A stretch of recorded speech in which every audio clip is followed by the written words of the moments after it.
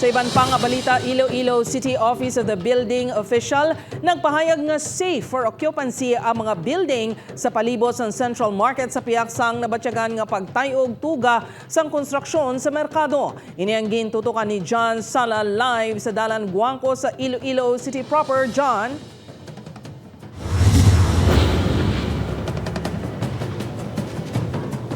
Gert, nag-deploy na sa mga engineers ang Office of the Building Official sa mga establishmento diri sa palibot sang Iloilo Central Market nga nakabatsyag sang nagligad sang pagtayog pati man mismo diri sa site agod nga mag-monitor kung mayara pa sang vibrations kung magpatigayon sang pile driving activity.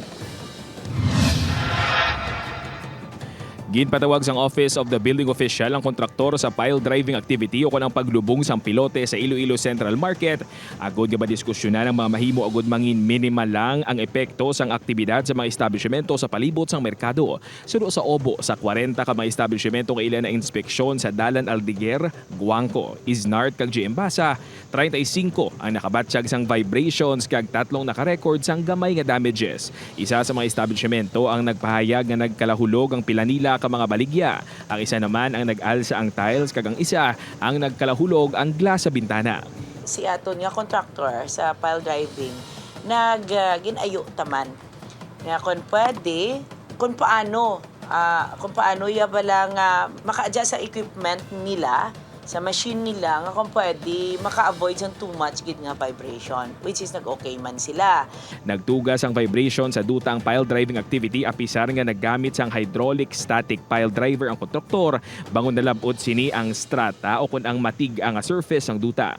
Ang equipment nila bugat-bugat na may 300 tons siguro mera ga pressure siya gahatag sa pressure sa soil nga para nga idasok pagid makapenetrate pagid or madasok pagid ang pilote sa dalom. Oo.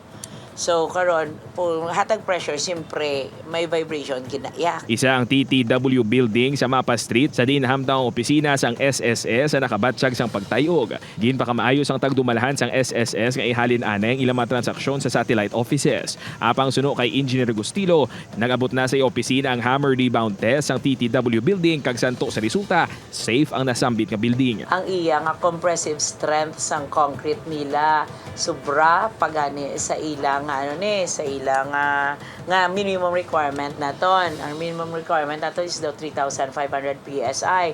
Ang ilang mga result ara sa 5,000.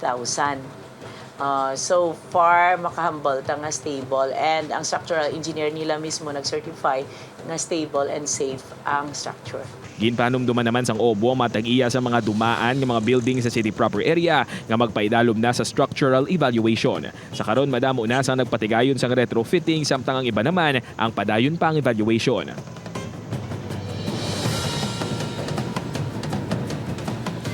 Gert, sa nabaton nga resulta sa Office of the Building Official gikan sa mga engineers nga gin-deploy diri sa area, may ara nga na-record nga mga vibrations pero very minimal lang kag hindi makakos sa pagtayog sa mga establishmento. Kung may ara man sang may mga ma-damage nga properties o kung mga gamit sa mga nasambit nga establishmento, ang may liability diri o kung ang may salabton amo ang kontraktor sang pile driving activity.